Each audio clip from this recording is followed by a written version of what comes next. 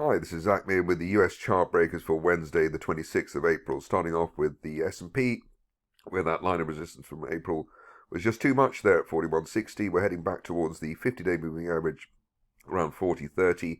Worst case scenario target at the moment down to 39.60 at the rising 50-day, rising 200-day moving average. See that the RSI has gone below the neutral 50 level as well. So that does provide us a warning that we will not just find support we may not find support at the 50-day line, but we might have to dig deeper to the 200-day moving average area over the next few sessions.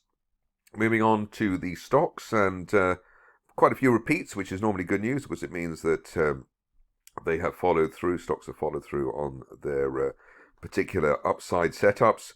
Here we've got a potential bear trap rebound for Apollomics, where we have the shares approaching the old support there from March around $7.70. End of day close back above that, and then we'll be looking for the 50-day moving average area around $11.10. Next situation is one which is perhaps more conventional in terms of the setup that we've had. Amesite. Here you can see that we've been in this broadening triangle, but that's been in place basically since the beginning of December. Good support near term at the 50-day moving average around $3.30. Above that, looking for a retest of $5.20 plus, which was obviously recent April resistance. Big target here over the next 1 to 2 months as high as $7.50 at the top of that December broadening triangle. On to a new name, and hopefully this will be one that will appear regularly. Aaron's Holdings, here we've gapped through the 200-day moving average. That's around $12, we'll call it $12. Above that, we're looking for the shares to fill the gap up to $14.50 over the next few sessions.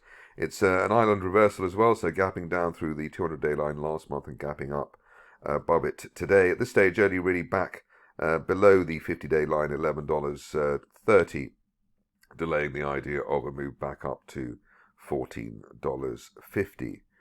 Stock which is encouraging as well at the moment, as you would expect by its appearance here, is one that I'm just typing out now, APVO Therapeutics. Here you can see the shares have managed to push above their 50-day moving average properly for the first time since December.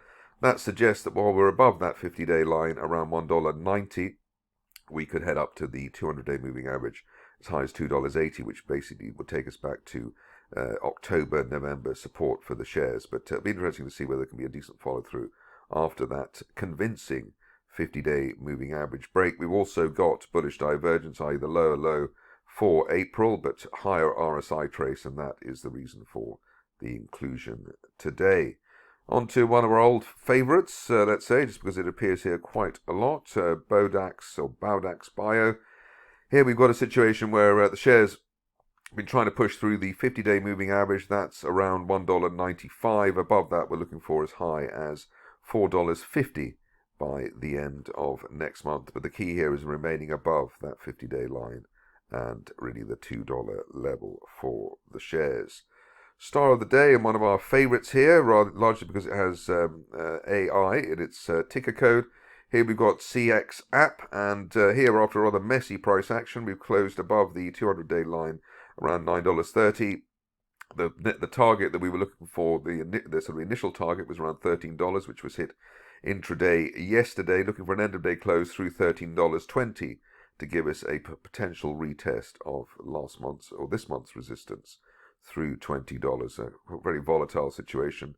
But the RSI rebound off the neutral 50 level is very encouraging, as is obviously the rebound after a bear trap below the 50-day moving average. Moving on to the next situation, Fisker, and here you can see that looks like we've got the beginnings of a turnaround here, back above the old April support, $4.55. Above that, looking for the resistance on the way down at $5.70 plus, to be seen over the next week or two and possibly a bit sooner.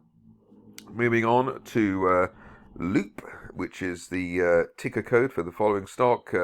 Loop Industries. Here we have a nice sort of U-shaped turnaround here above the 50-day moving average. That's around $2.65. Above that, we're looking for the top of that broadening triangle from October as high as $4.60 to be hit by the end of next month. Just a few stocks to go now. First one is a recent favourite as well. Here we've got Petros, and Petros trying to grapple with its 200-day moving average, but we've got support there towards 380. Above that, we're still looking for the shares to retest the April resistance zone at $8 plus, hopefully at some point during the end of next month. Another frequent flyer here has been SAI Tech, and here the situation is that we're near support around $2.30, recent swing low. Above that, looking for the shares to retest the $4 area sometime over the next 2 to 4 weeks. If you're cautious, you wait for an end of day close back above the 200-day line around $3.10. Just going on to the last two now. First one is a new one here, Unify rather, and here you can see that we've had a nice break higher through recent resistance around $8. Above $8, we're looking for the 200-day moving average, $9.75 as soon as the next 2 weeks. RSI's pushed through the neutral 50 level as well, so that gives us more confidence that at least the shares will head up towards that 200-day line. Finishing off with probably one of the more famous names on the US market, Xerox. Here we've had a bear trap gap reversal back above the old support there, March-April support around $14.30.